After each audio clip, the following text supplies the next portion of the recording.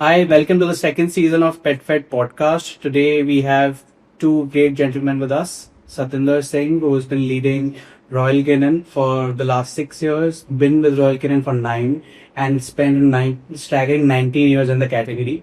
And Prateek Sir, who has worked with ITC, Unilever, and the likes, and is now in the pet food category. So legacy and new age wisdom. Let's start with you, Satinder. Tell us, you've spent so much time in the category, 19 years. I think it's longer than most of the people who've been in the category. What have you seen over the last few years, over the last decade? How have you seen the category evolve? According to you, are the biggest changes in the category? Thank you so much, Akshay, for inviting us, first of all. I think there's been a significant shifts happening in this category, and the category is growing immensely. And, we have not even scratched the surface as of now. But if I see that, you know, the big shifts which I see happened in last so many years, let's start with pets. The status of the pets have changed. They have, moved from outside the home to in the bedrooms, right? So they are integral part of the family, and now pet parents take care of them as a family member, and they have been well taken care. This the other shift which I see happening in the demography of pets. uh, Earlier, when I joined this category, India, the pet ownership was dominated by large breed dogs, and it was only dog dominated pet ownership. Today, it has moved from only dog to dogs and cats. And, within dogs also, it has moved from large breed to small breeds as well. Uh, One more shift which I've seen recently, last particularly after COVID, the first time pet ownership has increased a lot. 70% of pet parents today are first time pet parents, and most of them are Gen Z generation, and they're more informed, they are more involved, and I think this is a great news. And last but not least, I think, and that tells about the potential of this category. The spend per pet has increased significantly. In early years, people used to spend only on basic products and basic veterinary care, but today people are spending money on grooming, boarding, traveling, quality veterinary care, quality nutrition. Right, definitely. We see a lot of people now, actually indulging in the services and products which are out there for the pets. Right. Earlier, it only used to be just necessity based. Right. The next question we have is for Pradeep. Pradeep, you've worked with ITC Unilever. What made you come to the pet care category? Do you have a pet yourself? Thanks, Akshay. Thanks for having me. I've actually been a pet parent all my life. I've had 13 cats, a rabbit, and a dog over the years. So for me, I think a couple of reasons. Obviously, the personal reason being that I've been a pet parent all my life. So I kind of understand all the challenges that pet parents face when they're making decisions for the betterment of their pets' lives. So that's the personal front. But on the professional front, this category is very interesting. Being a marketer, when I look at this category, I see a huge kind of headroom to grow. Two growth levers fundamentally. First is, if you see the average pets per household in India or pet penetration, it's in single digits today, right? So 1 in 12 households in India have pets. And when you compare it with the Western world, it's much lower, right? So that's one big lever of growth. The second big lever of growth is, as Satendra was mentioning, per capita spend, right? We've seen in developed markets, as awareness goes up around nutrition, health, and general well-being, we see a massive increase in per capita spend, when it comes to pet, not just for products, but for services as well, right? So I think both on the professional front, seeing a big marketing problem, and on the personal front, connecting with being a pet parent, I think those are the two reasons that brought me to this category. And I'm very happy to be at Royal Canin because it's a very interesting brand. We're a science-backed brand, but behind that brand, there is a deep love for pets, right? And I would say this is not a transactional kind of a company. This is a company that was actually started by a veterinarian. And we tend to work with all ecosystem partners like veterinarians, nutritionists, behaviorists to elevate the entire ecosystem, not just sell pet food, right? So for me, kind of on those two fronts brought me here. So obviously, Royal Canin has been OG pet food company. Everyone loves it, and I think it's very synonymous with the idea of having a pet. The moment you have a pet, this is the first few brands that comes to your mind. Satendra, you've been in the category for so many years. Obviously, you have great experience with pet parents and with pet food. Help us understand why would a pet parent choose Royal Canin? Thanks for the question. I'll start with the phrase unique pets, unique needs, and I'll elaborate on that.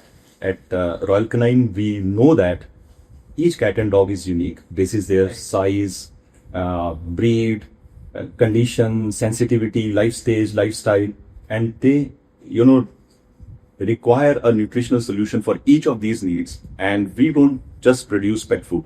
We actually create a science-backed, customized nutrition solution which actually transform their health. And you know how would we do it?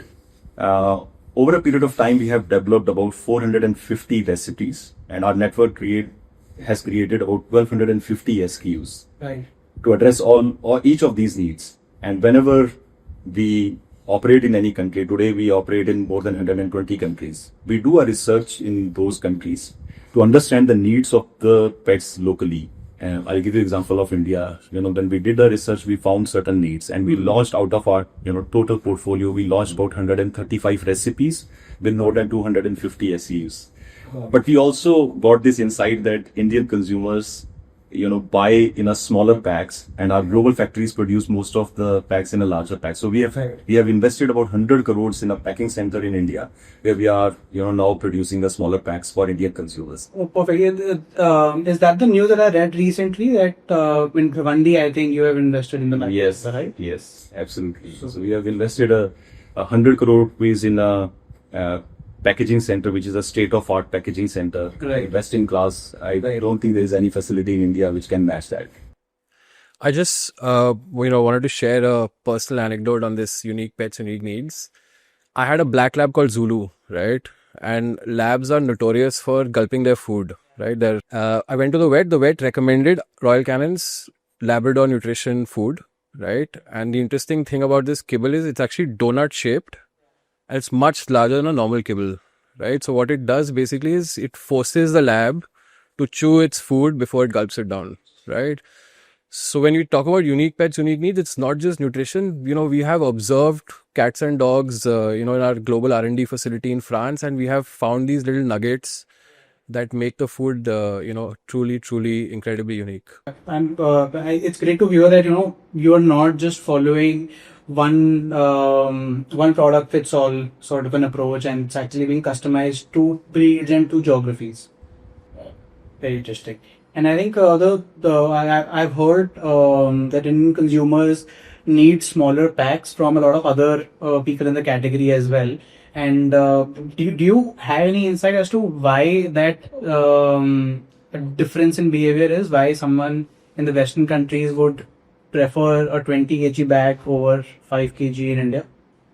There are, couple of factors for that. The first is that the calorie conversion levels. If you are completely onto packaged food, you will prefer to buy a larger bag because you know that you'll be able to consume it fast. Correct.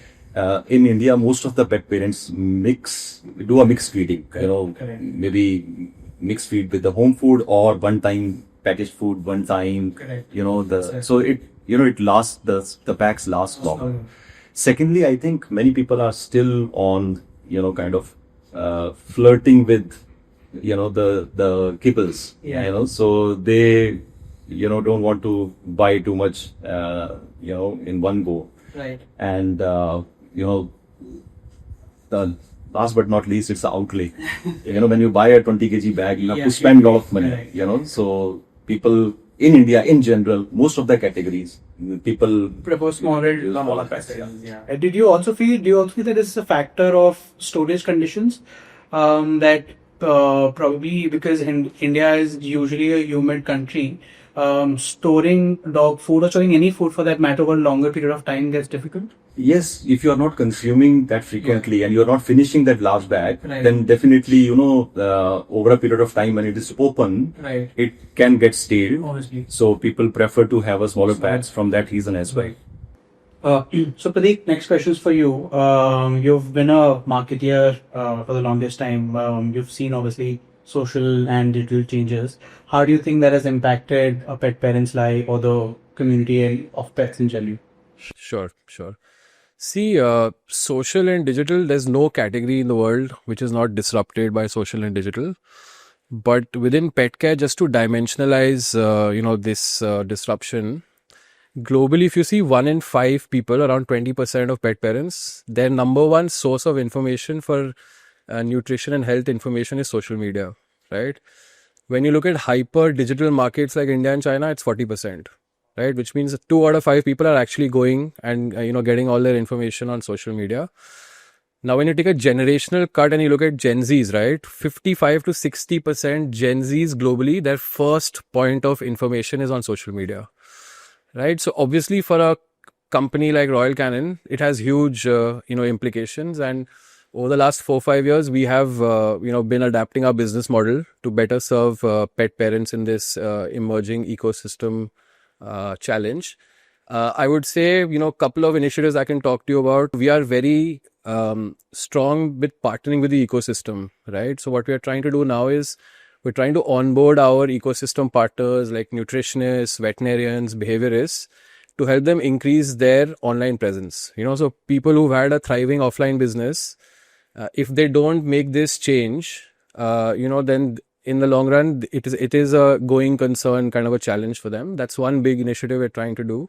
So I prefer to see this as a opportunity versus a challenge, right? So for me, what digital and social helps you do is helps you democratize information that you couldn't do in an offline world, right? So I prefer to look at it in that way.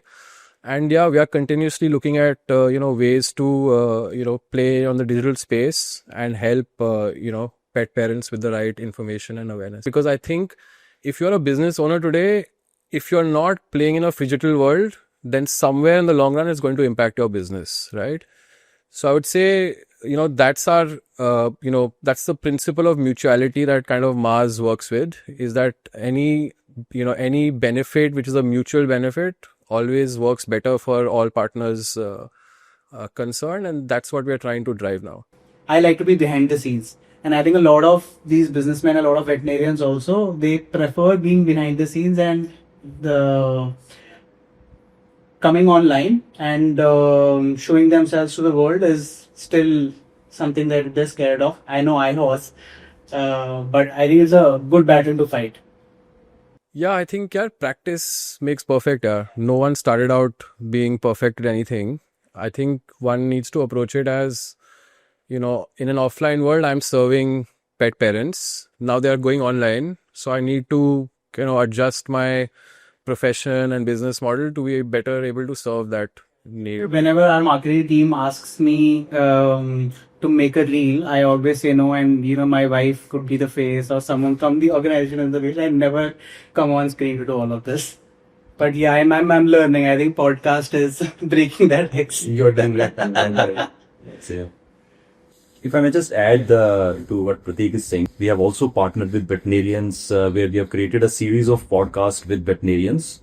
And this initiative we are calling Vet Influencing, because we want to part on lot of qualitative information and education to pet parents, and bringing veterinarian to the center of conversation and doing it through veterinarians make a lot of sense. Yeah. And previously we have done that with breeders as well. Okay, and starting a journey of a pet parent, that when you are thinking of having a pet, what can you what are the questions, what are those blockers, or how can you get a pet, why you should get a pet, and where you should get a pet, which pet you should get, and then what you raise at all. I think that's very important, right? About Prateek also said that everyone, like 55% of the Gen Z audience is looking at social media as a first point of influence. Right. So eventually it falls on category leaders like you, like us, to actually provide the right information and then let consumer make the informed choice.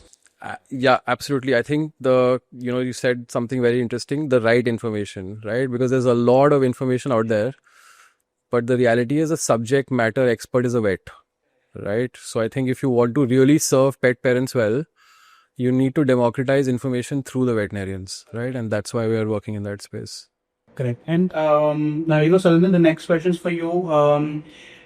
You said earlier you were talking about the calorie conversion, the number of households which have pets, and when we were talking about the bag sizes, you said that people prefer smaller bags because they're still using a mixed diet, home food and packaged food. What's your take on that? Like, do you have an opinion whether cooked food is good for the pets, not good for the pets? Should we move? If yes, then why? What's your take on that? Because I've seen a lot of conflicting views. People still say that how can home food be bad? Sure. I think first of all, we need to understand that people feed home food from the space of love and care. Right. So, great. But we also need to remind ourselves that, the pets are not humans. So, the need for nutrition for pets is very different from humans. Correct. I'll give you some data points. The puppies grows 12 times faster than human babies. Their calcium requirement is 3.5x. Phosphorus requirement is 5.5x. B12 requirement is 19 times more than human babies. These are certain data points. When it comes to adult dogs, they require 4 times more protein than humans. They require 5 times more vitamin D, and the list is going, so all micro and macronutrients, the requirement for cats and dogs is very different. Now, can you make all this micro and macronutrients balanced at home food? It's not impossible, but practically it is very, very difficult. It's extremely difficult to maintain that balance for over a period of time. The second aspect is there are certain human foods which are toxic to cats and dogs. For example, garlic, onion, chili, especially for cats. Many, dogs are lactose intolerant, and most of the times, some dairy products are used at home. Right. I think that is one of the most common things there. Right. So, scientifically, yes, you can develop a recipe at home which can take care of nutrition, but practically it is extremely difficult to do that and maintain that over a period of time. I think it's really, really very difficult.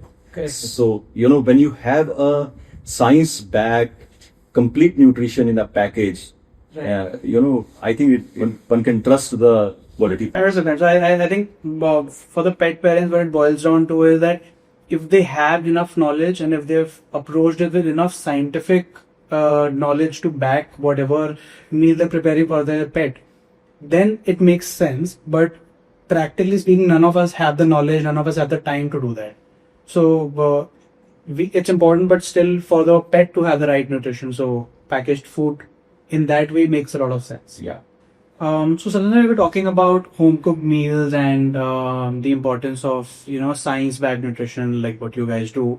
I think our audience would also love to know. There is one very common misconception, I think, that whenever someone gets a new puppy home, the most common thing that they feel is doodh and roti. I don't know if there's any scientific backing to that or not, and if not, then what is the alternative? What is the right food that one would give to a new puppy that they get home? So if you can enlighten us on that. This is the biggest mistake which pet owners make actually. The puppies and kittens, they are still getting their immunity at a early stage, and right nutrition is extremely important. At Royal Canin, we recommend starter, and in the name itself, it's saying that it should be given to the mother when she is gestating and lactating. And when you are separating the puppy from the mother, you need to continue with that. That product is specially designed to ensure that it helps in building the immunity, it improves the digestion, and the most important piece is that it depends that what age you are bringing the puppy, So for first 2 months, this is the product. And after 2 months, you need to shift to, the next stage. So we have, 4 stages of, the feed, and it starts with, the the milk, and then it goes to the starter, and then the puppy, stage 1, stage 2, stage 3. We have a complete formula to ensure that the puppies or kittens get the best nutrition at the most vulnerable stage, which is at the That is where when your body is developing, right? Even for babies, that is the most crucial time period for development. So, Satinder and Vidhi, let's talk about animal welfare also. PetFed does a lot of, obviously, because we're for the community. We do a lot of adoption drives.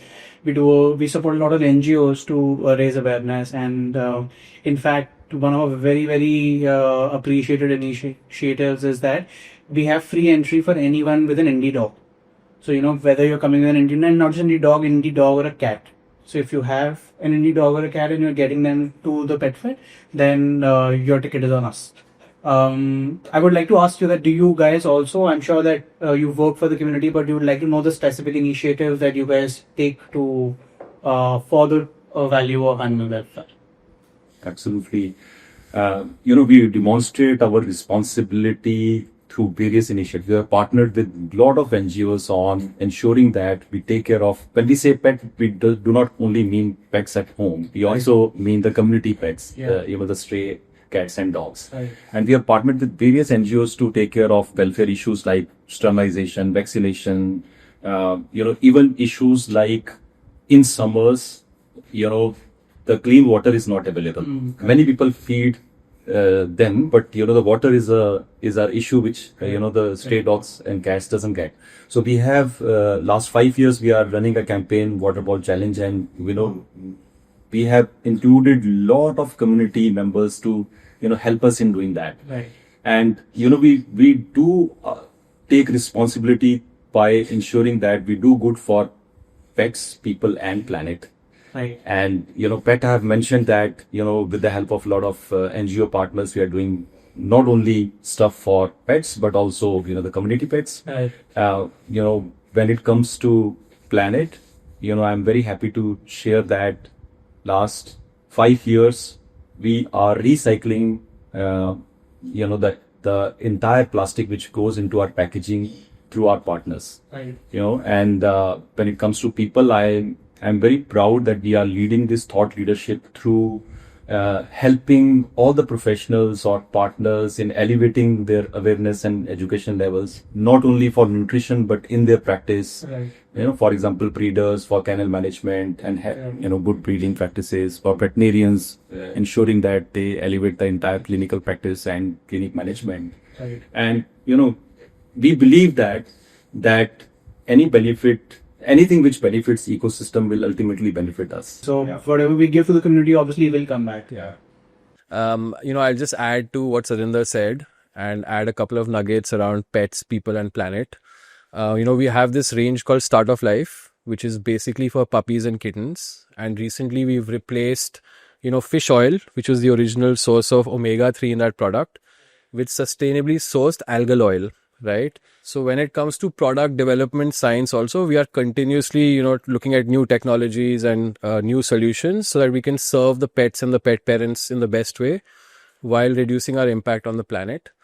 Another initiative which is very interesting that we are facilitating that I'll like to talk to you about is something called animal assisted intervention, right? What this basically means is the use of therapy cats and dogs to treat humans with severe mental health conditions like PTSD, anxiety. So this is something that we are facilitating in India. We have about 1,500 humans that have been positively impacted so far. We have 12 cats and 14 dogs who were shelter cats and dogs who've now been trained as therapy cats and dogs. And we have 16 pet behaviorists who are being, in training to become pet behaviorists. So, when it comes to people, pets and planet, we are continuously working with the ecosystem to see how we can contribute. And how does one sign up for this? I'm sure that, out of the listeners, people would know people who might need some sort of these services. So how does one reach out to these organizations or like this? So look, this is something we're facilitating with an NGO partner and Shirin Dabar, who's a pet behaviorist. So we're working with Friendicos and Shirin on this particular project. They're the ones who are trying to scale this up. And if anyone wants to get in touch, to benefit from this program, we'll leave some links in the bio, I'm sure. And talking about animal welfare, one of the biggest things in the recent news was the outcry against the stray dogs in Delhi. There was a ruling where stray dogs had to be put into shelters, and obviously I feel that stray pets are misunderstood, right? I'm not saying that it doesn't come with its own nuances, but putting them in the shelter is not the right answer. As a part of our initiatives, obviously we can do only very little because we are not in the position of power. What we try to do is we try to create sensitivity around stray animals, so that people in like the initiative that I mentioned, that people who have adopted stray dogs, stray cats, they can come to our festivals for free for life, and we do a lot of activities with them at the event as well. Since you guys are for nutrition, I would like to know that if you guys also have some sort of nutrition specifically curated for Indian stray dogs and cats. Yeah. See, for us, everything starts with our first value, cats and dogs first. Right. And we understand the need of each cat and dog and try to formulate, as I've told you earlier, that we have lot of recipes. So when it comes to Indian stray cats and dogs, we have our basic range which addresses the needs of most of Indian breeds, which we call size health nutrition, where we have all the size specific nutrition needs are taken care. For example, from extra small to mini to medium to maxi to giant. And our reason for getting into breed specific food is if any of the needs of cats and dogs are not getting addressed through our size health nutrition, because of specificity of that particular breed, then we kind of really create that recipe. I'll give you example. Even if at the starting point it may not make a commercial sense, but if there is a need for that cat and dog, we try to bring a nutrition solution. I'll give you example. There's a cat called Sphinx or Egyptian cat which does not have a hair. That has a very unique nutrition need, and though the population is not much, and initially it was not making any commercial sense for us to produce that, but standing true to our value of cats and dogs first, we ensured that we formulated a recipe for those cats. And there are many examples like this. Right. And when it comes to Indian stray cats and dogs, we have products which absolutely takes care of the nutrition needs of these cats and dogs. So you have a size specific range Yeah. which actually takes care of the Absolutely. Indian dogs. Super. And in the category in the last few years, we have seen so many new entrants in the pet food space. Some of them large, some of them small, but now the competition is not like what it used to be 5 years ago. And while competition is healthy, there are also the flip side is that there are also no regulations in India to actually monitor the number of new people, new brands coming in, and their claims actually being true to what the product is about. What is your take? What do you feel about the regulations in the pet food space in the category?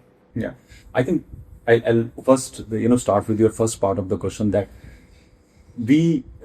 I personally feel that more the merrier, because we have huge task in India.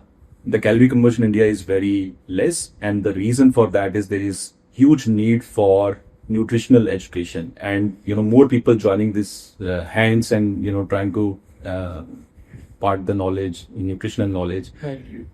This is going to help this category. Now the problem today is there is no pet food regulation in India, which means that we don't have a standards of manufacturing pet food in India, Right. which can lead to quality and food safety issues, which can lead to mistrust, which can lead to credibility of this category, and it can create a lot of anxiety and kind of fear among pet parents. So this is not going to help. And not only that, when this government has a vision of make in India, if we don't have a pet food manufacturing standards, this entire initiative of make in India and unlocking the global competitiveness is not going to happen. Satinder, you come across obviously a lot of pet parents in your trade. Is there any myth that you would like to break today that you feel is people feel very passionately about that particular myth, about that particular fact, but it's actually a myth? So, my favorite one is we all grew up watching Tom and Jerry cartoons. In that, Tom is always gulping down milk, but turns out actually cats are lactose intolerant, which we continuously keep finding when we meet pet parents that it's not something that they know. Okay, interesting. And another myth, actually, most of the pet parents feel that cats and dogs need to be fed the same number of times as human consume. Yeah. 4 or 5 times in a day, or 3 times at least. Wherein, the cats and dogs need not to be fed that many times. Yeah. Particularly the adult cats and dogs. That is what humanization has brought us down to, right? That the habits that we feel are good for us, we try to inculcate that in our pets. And while it is, some of them are not true, a lot of them are actually helping people also. I feel that in COVID, people became very conscious about what they were putting in their bodies, which led them to be very curious about what they're putting in their pets' bodies as well. And that is when a lot of this information around which pet food is good, which is not good, whether home food is good or not, started coming into play. Yeah. Do you have any favorite pets, like a dog or a cat or even any other animal? Last so many years, my favorite changes over a period of What is time. your current favorite? Beagle. Beagle, It's wow. a bundle of energy, a lot of intelligence, and I love Beagle these days. Yeah, for me, it's a golden retriever. Yeah, there's no pick me up like a golden retriever. That's true. Thank you so much, Sundar and Pratik, for coming here all the way from Mumbai. Thank you so much, Akshay, for having us. We're always looking to partner with people in the ecosystem to uplift pet care in India. Pleasure being here. Thank you so much, Akshay, for inviting us and being partner. Really enjoyed this conversation and looking forward to this event. Thank you so much. Absolutely.